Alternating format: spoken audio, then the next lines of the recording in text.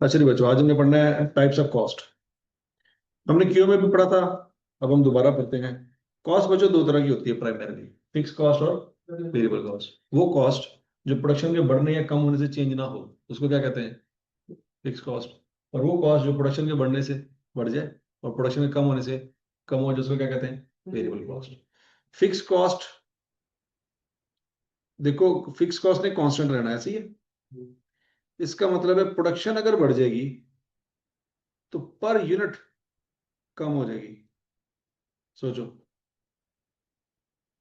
Total fix cost constant है, number of unit बढ़ जाएंगे तो जब डिवाइड करेंगे तो पर यूनिट आंसर छोटा आएगा, और अगर नंबर ऑफ यूनिट कम हो जाए तो पर यूनिट आंसर बढ़ जाएगा। यहाँ तक की बात लगी? तो हम ये कह सकते हैं कि फिक्स कॉस्ट जो है वो प्रोडक्शन का इन्वर्स है।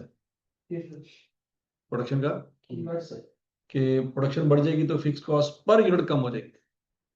ठीक है ना? पहले मतलब आपका 10,000 रेंट है, एक यूनिट बनाया है तो सारा रेंट उसी को पड़ जाएगा। लेकिन अगर आपने 2 यूनिट बनाए हैं तो रेंट आधा आधा हो जाएगा। ऐसी है ना? पर यूनिट रेंट क्या हो जाएगा? कम हो जाएगा। और अगर 10 यूनिट बनाए हैं तो पर यूनिट रेंट हजार हजार आ जाएगा। तो प्रोडक्शन बढ़ती जाएगी, पर यूनिट आंसर कम आता जाएगा। हाँ, टोटल रेंट सेम रहेगा। अब वेरिएबल कॉस्ट जो है वो प्रोडक्शन बढ़ेगी तो कॉस्ट भी बढ़ जाएगी, ऐसे ही है।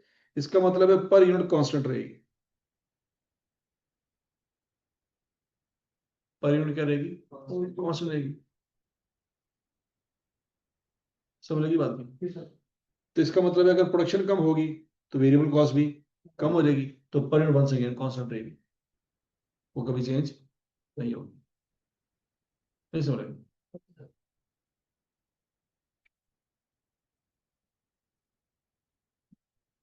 ये बच्चों एग्जांपल्स हैं वेरिएबल कॉस्ट की, ये जरा पढ़ लें, ये बातें आपको समझ आती हैं। पढ़ लें बच्चों। जिसका कुछ हिस्सा फिक्स हो और कुछ हिस्सा वेरिएबल हो उसको कहते हैं semi variable cost. For example, बिजली का बिल है, ये सेमी वेरिएबल कॉस्ट है। कैसे? अगर आप एक महीना एक भी यूनिट इस्तेमाल ना करें तो क्या बिजली का बिल नहीं आएगा? आएगा। वो फिक्स हिस्सा है। वो क्या है? वो है फिक्स अमाउंट। वो आनी ही आनी, जिसमें टेलीविजन फीस होती है और बाकी लाइन रेंट और इस तरह के चार्जेस होते हैं, वो आने ही आने। ठीक है?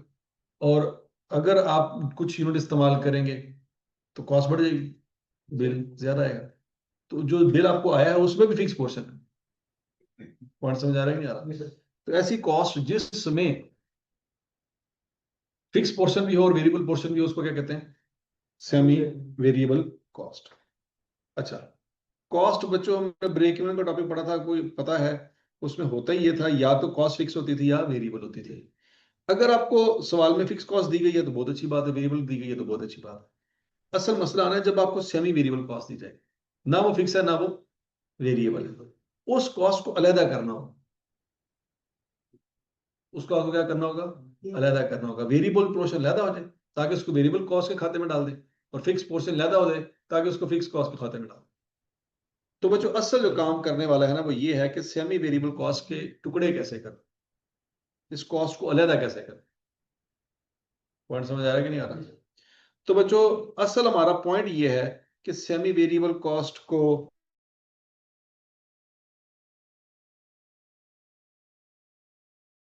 इसको समझना है बच्चों। अब 100 यूनिट की कॉस्ट कितनी है बच्चों? 300। 200 यूनिट की कॉस्ट कितनी है? 400। 300 यूनिट की कॉस्ट कितनी है? 500। 400 यूनिट की कॉस्ट कितनी है? 600।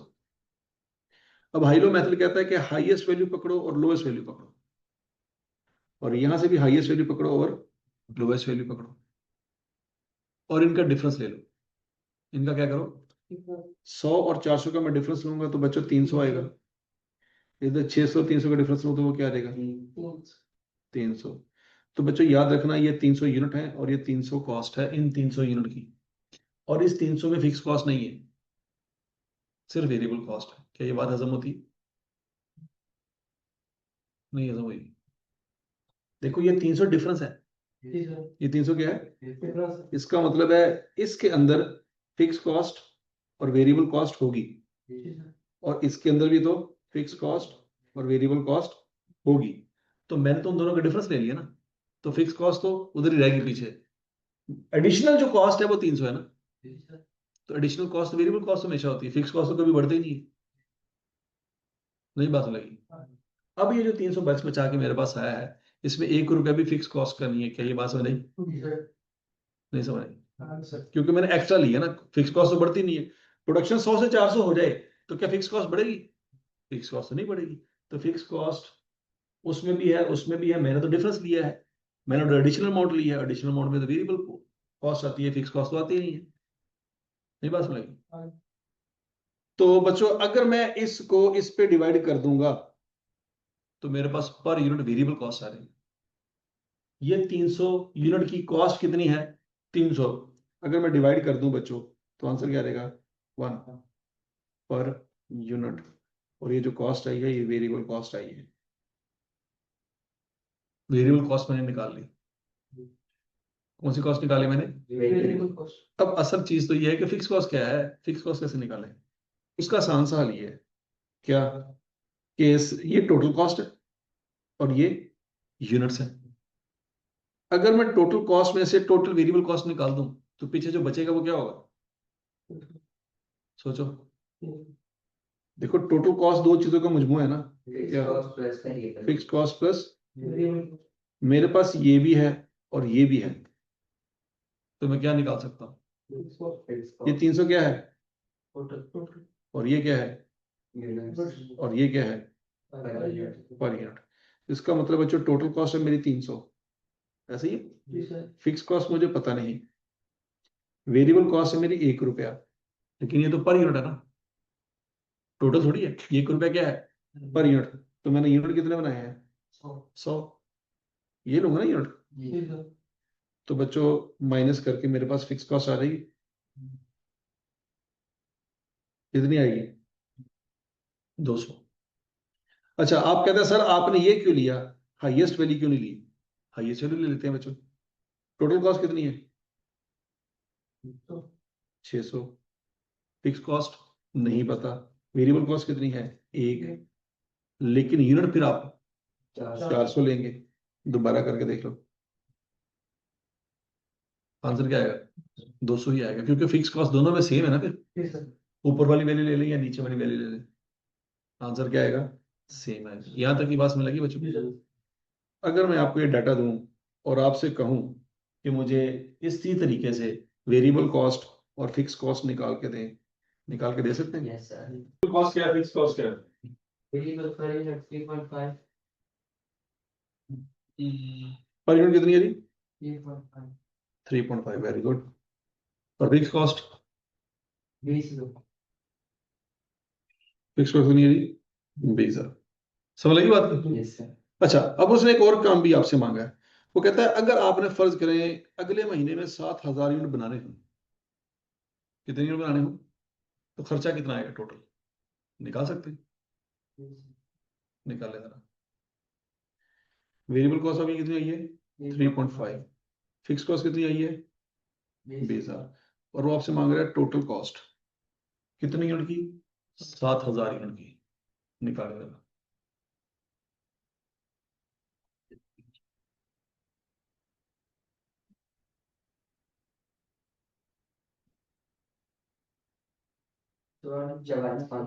कैसे आई बच्चों?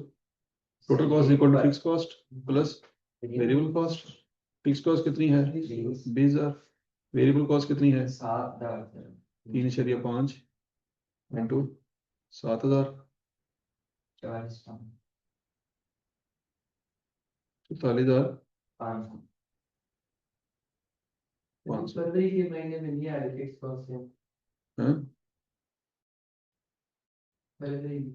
यार हमें से लेना देना नहीं है फरवरी में है कि नहीं है, हमने क्या करना है हाईएस्ट और लोएस्ट को पकड़ना। कुछ वेरिएशन आ सकती हैं, कुछ मसले मसाले आ सकते हैं, ठीक है। तो इसलिए तो हम क्या कर रहे हैं, तमाम रेंज को कवर कर रहे हैं, सबसे छोटी वैल्यू भी ले रहे हैं और सबसे बड़ी वैल्यू भी ले रहे हैं बीच इन दो में। हाँ बाकी किसी में भी नहीं। वही मैं कह रहा हूँ ना कि बाकी अगर किसी में अगर दाएं बाएं हो जाए तो हमें से लेना, उससे परेशानी की बात नहीं है। क्यों? क्योंकि हमने सबसे बड़ी वैल्यू सबसे छोटी वैल्यू ले ली, बाकी सारा डाटा उसके अंदर ही है। देखो अगर हम सबसे छोटी वैल्यू और बीच वाली वैल्यू ले लें तो लोग कहेंगे यार इस तो अगे भी तो डाटा हो सी पता नहीं उत्थे की होया होएगा उस वाला डाटा तो कवर ही नहीं किया तो हमने किया क्या है सबसे छोटी वैल्यू सबसे बड़ी वैल्यू पकड़ ली बाकी सब कुछ बीच में ही है कि अगर बीच में कोई वेरिएशन आई भी होगी तो इन दोनों में कवर हो जाएगी ना समझ लगी बात की अच्छा जी बच्चों अब एक सवाल ये वाला है ये करें जरा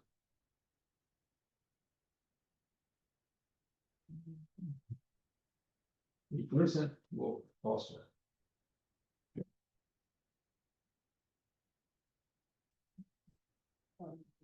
Same question. सेम क्वेश्चन है जी सर बस पॉइंट्स में वैसे क्या है रिग्रेशन में दिया सर जी क्वेश्चन सेम है बस उसमें अच्छा सेम है चलो ठीक हो अच्छा तो रिग्रेशन का काम आपको याद है कैलकुलस से किया था याद करें याद करें याद करें भूल गए होंगे याद है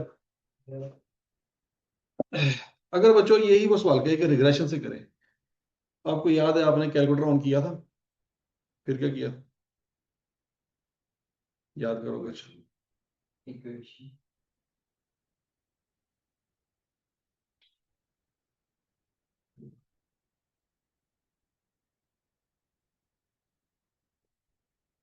है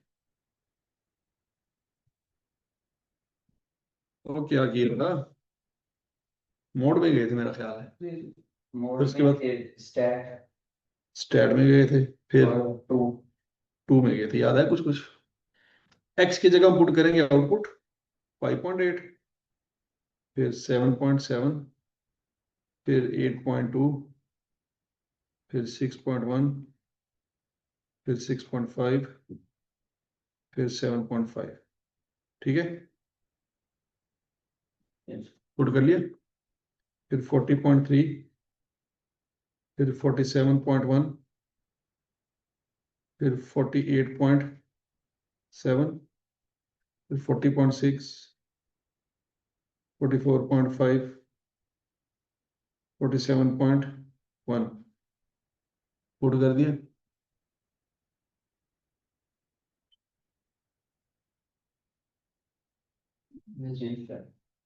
जब आपने शिफ्ट 1 5 और 1 याद है आपके पास ए की वैल्यू आ जाएगी 19.74 19.74 क्लियर और अगर अपन बी की वैल्यू फाइंड करनी हो तो क्या करेंगे शिफ्ट 1 5 2 3.5848 अप्रोक्सीमेटली 3.585 आ रहेगा नहीं समझ आएगी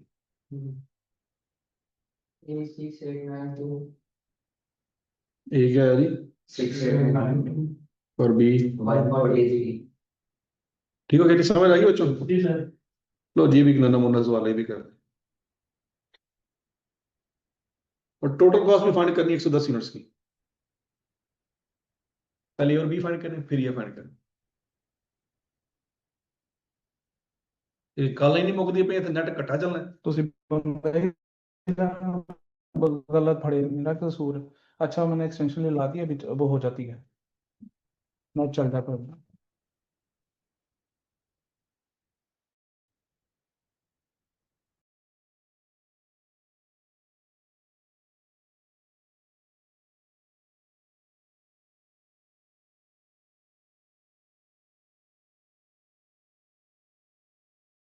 हाँ भाई क्या आंसर आया 174.6 174 और B 9.56 total cost of 110 unit 12 है 1256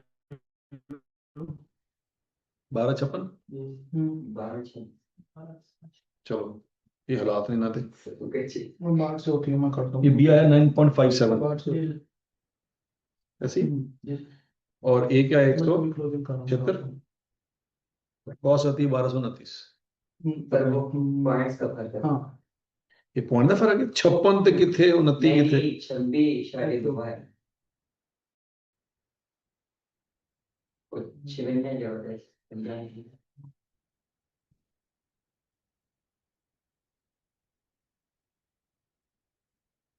तो क्लियर, सबको समझ आ गया? है। Yes sir. High-low method clear है, रिग्रेशन क्लियर है? Yes sir. चलो बच्चों ये टॉपिक आ जाएगा, खत्म हो। आज के लिए इतना ही काफी। क्लास खत्म हो गई है ना?